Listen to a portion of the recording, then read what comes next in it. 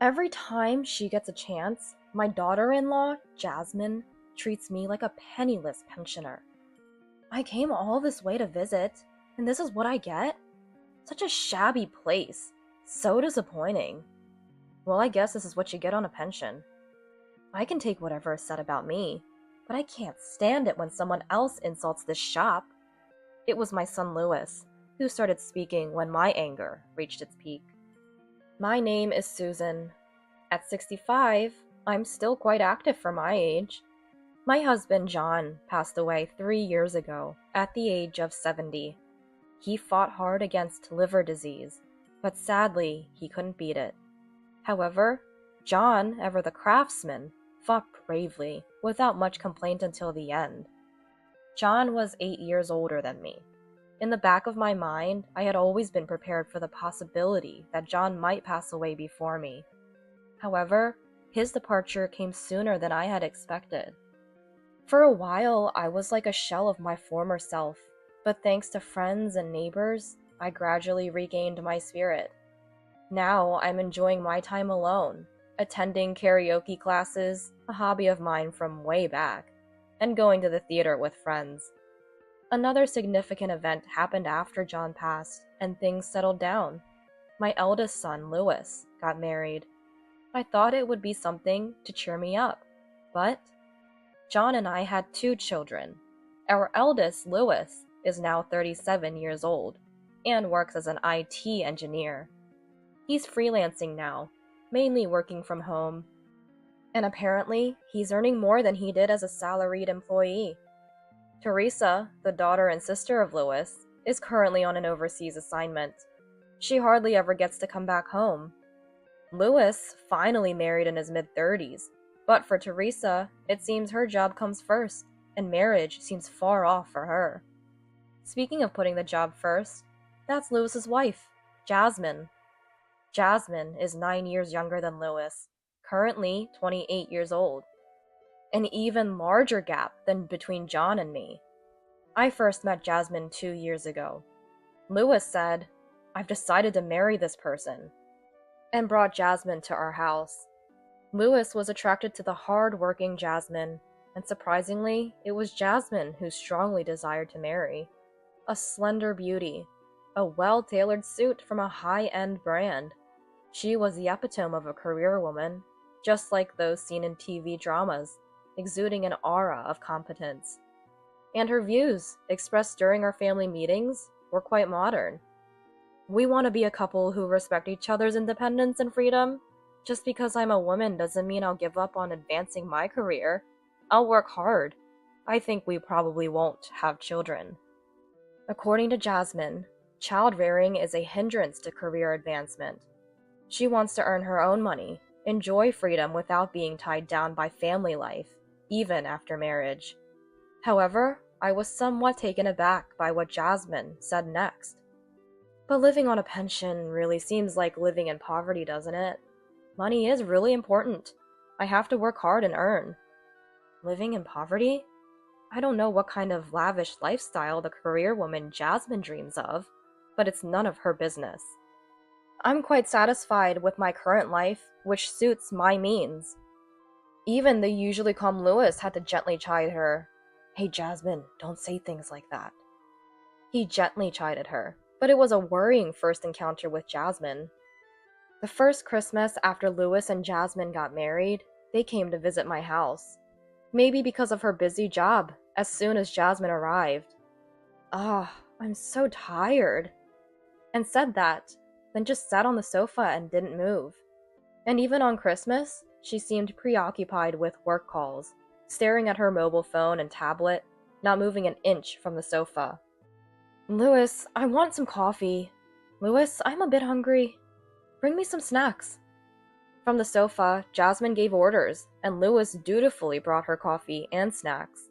It's good that she's dedicated to her work, but as a mother, it pains me a bit to see my son so casually used by Jasmine. Moreover, during their stay at our house, Jasmine never once helped in the kitchen. It was always Louis who helped with meal preparations and washing up. Quietly, I asked Louis, who was helping me with the dishes, "Hey Louis, doesn't Jasmine do any housework?" Well, I'm mostly working from home as a freelancer, so I usually handle the housework. Jasmine has a commute and often comes home late. Plus, she travels a lot for work, so she's not home much. There's not much to do in terms of housework anyway. Hmm, it's different from our time. Besides, Jasmine's been given more responsible work lately, so she's busy, you know? We're an independent couple after all. Jasmine likes to manage her own stuff, though. I mostly take care of the house. Huh. Well, if you're okay with it, I won't interfere. Jasmine can be a bit harsh in her way of speaking, but think of it as her fighting through the tough world of work. Please be a bit more understanding, Mom. He's such a mild-mannered eldest son. However, since then, it's only been Lewis who comes home for summer vacations and Christmas. Jasmine's too busy with work to come. That's what Lewis always says when he visits. Jasmine has a lot of business trips, works on weekends often. Recently, she's hardly at home. She must be really busy. Yeah. For me, having some reservations about Jasmine, it's admittedly easier when Lewis comes alone. Every time Lewis came back home, I noticed his face seemed a bit more worn, which concerned me a little. Then, as summer reached its peak, I received a call from Lewis. Hello? This summer break, Jasmine and I will come to visit for the first time in a while. Is that so? It's been a long time since both of you visited together. Yeah, looking forward to it, Mom. I felt relieved hearing Lewis's cheerful voice. And when the summer break came, Lewis and Jasmine returned home. This year's summer was reportedly the hottest on record. Our air conditioner at home was running non-stop, but due to its age, it wasn't cooling very well. I'm home. Hello there. As soon as Jasmine entered our house, she exclaimed, It's so hot! Susan, is the air conditioner even working?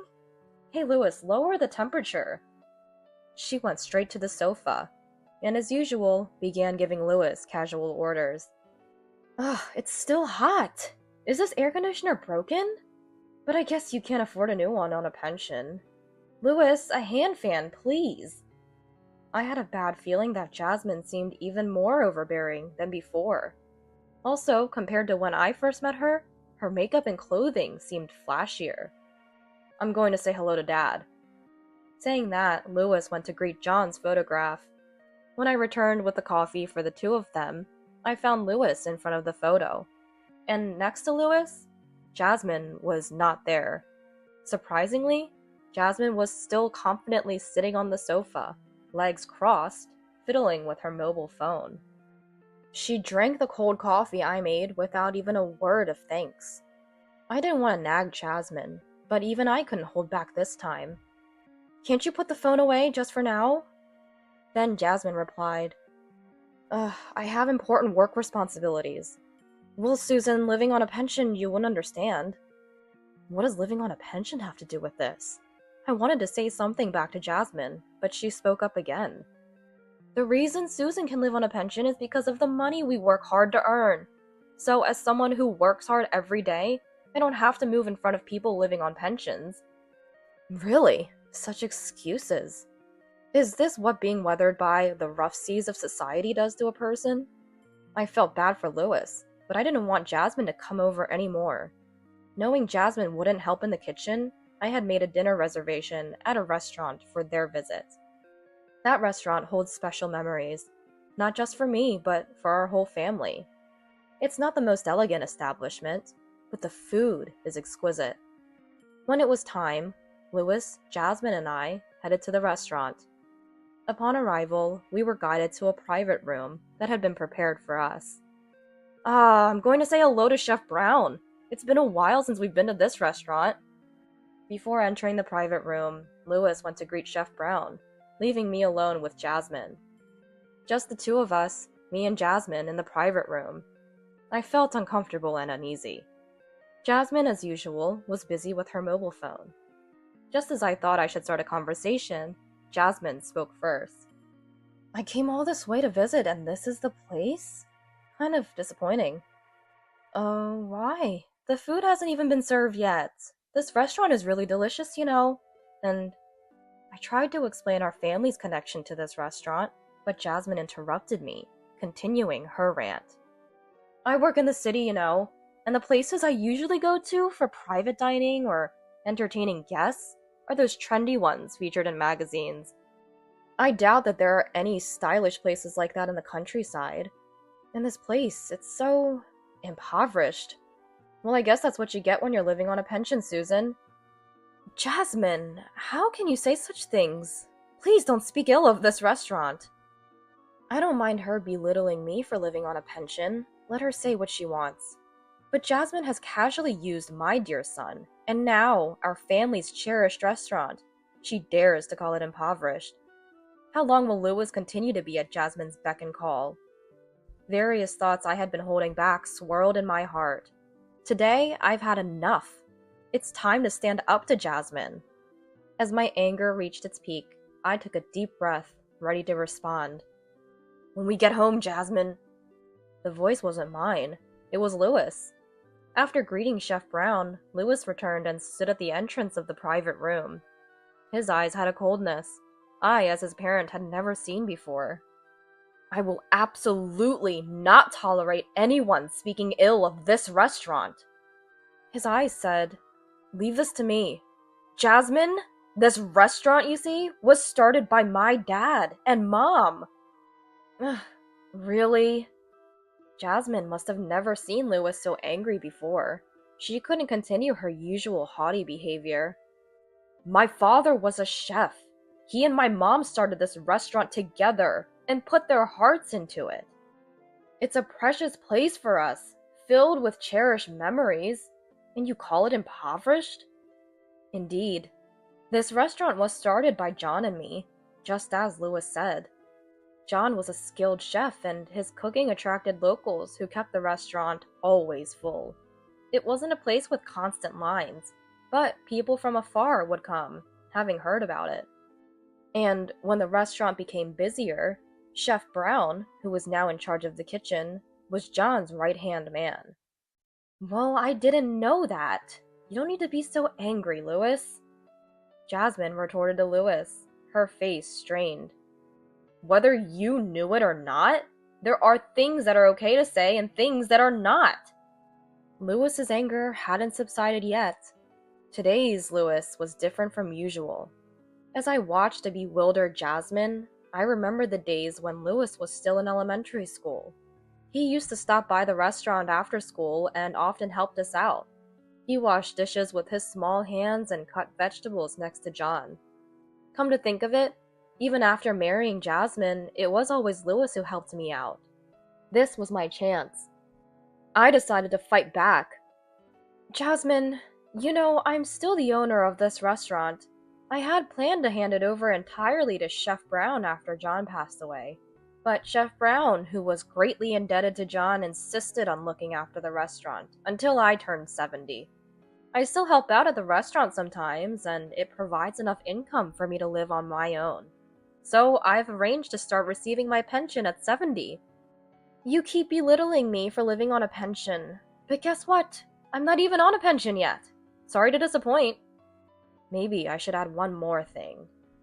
Jasmine, I don't know what kind of lavish lifestyle you dream of with all your hard work, but I'm perfectly content with my life as it is, suited to my means.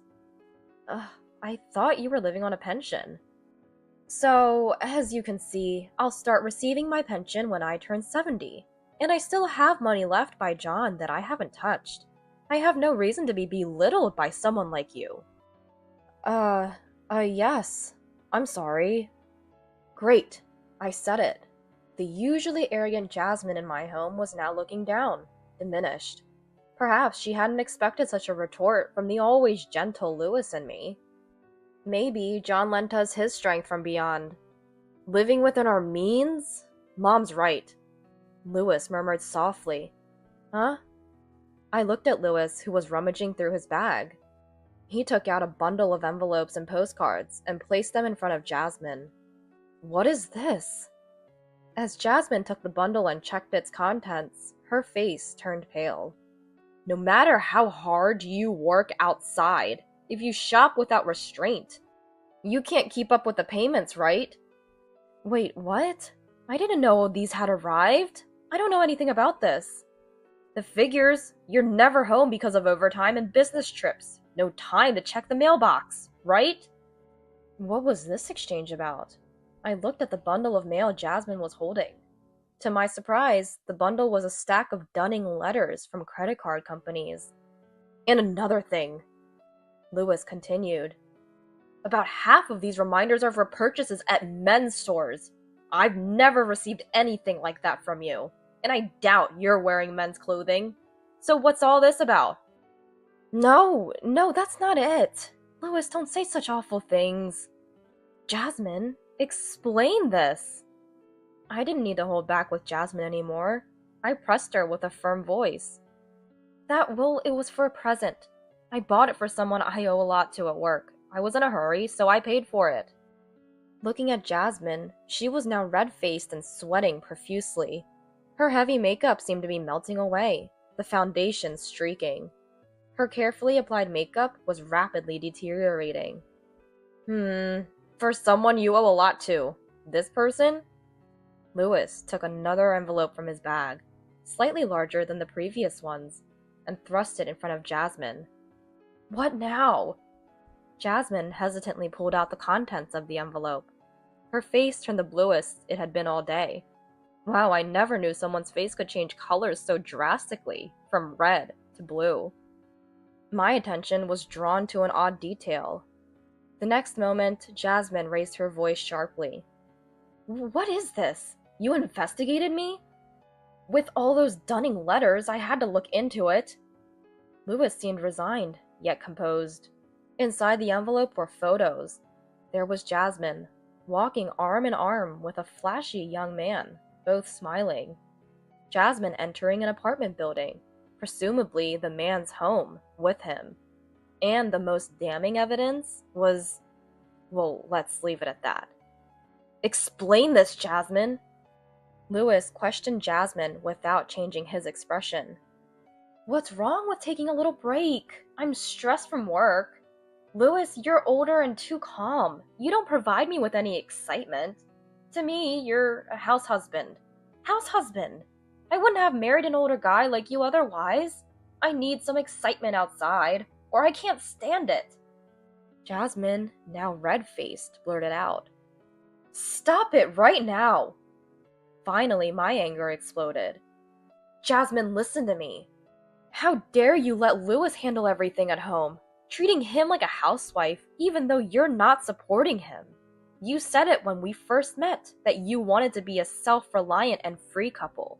How is overspending to the point you can't pay for it being self-reliant? And thinking that infidelity is okay just because you're free? I don't want to see your face anymore. Get out of this restaurant right now. Susan, you don't need to get so angry. Quiet! Just get out! Lewis delivered the final blow. Eh. Apparently startled by what must have seemed like the first and last time Lewis and I showed such fury, Jasmine fled the restaurant. Is everything settled? The one who appeared was Chef Brown. Chef Brown, I'm sorry for causing a scene. It seems that Lewis had resolved to confront Jasmine before coming to the restaurant.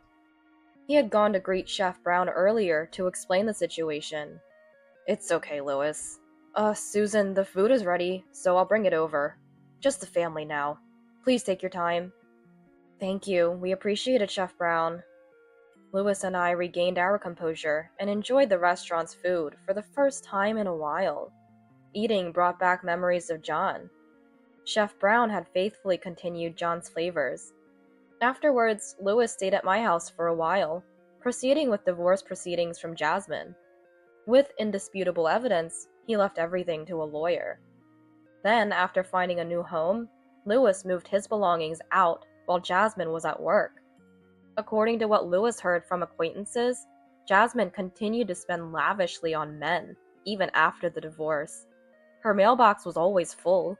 Her card payments lapsed, and eventually her workplace started receiving calls about it. This led to her workplace finding out about the affair and divorce, and she faced daily criticism at her job. She must be feeling very uncomfortable. But besides her credit card arrears, Jasmine also has to pay the damages she owes to Lewis. Despite the discomfort, she can't afford to quit her job. The money she worked so hard for is quickly disappearing. Jasmine, now short on funds, was swiftly abandoned by her boyfriend.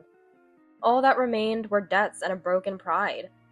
With Jasmine gone, Lewis brought back peace to my life. And now, Teresa, Lewis's sister, was returning home temporarily from her overseas assignment. The very same Teresa for whom work was always first. Lewis planned to return home to coincide with her visit. "I'm home. It's been a while, my dear home." Teresa arrived back home. "I'm so tired from the long journey." Saying so, Teresa sat down on the sofa. Lewis and I, reminded of a recent event, looked at Teresa in surprise. "What's up with you, Mom and Big Brother?" "Oh right, I need to greet Dad first." Watching Teresa head towards John's photo, I felt relieved. That evening, for the first time in a while, Lewis, Teresa, and I gathered around the dinner table and had a wonderful time. After the meal, despite being tired, Teresa took the initiative to help with cleaning up. "You seem to be doing well." Watching Teresa wash the dishes next to me, I accidentally voiced my inner thoughts aloud. With a puzzled look, Teresa turned to me as if to say, "What are you talking about?" When I looked back, Lewis also had a slightly embarrassed smile on his face. I may never get to see my grandchildren, but everyone has their own way of life, whether it's building a family or living alone. I'm so fortunate to have such kind children and feel truly happy. Surely, John in heaven is also at peace. Until the day I join John, I vow to continue living a life that suits me and to enjoy my solitude. That was the promise I made to myself.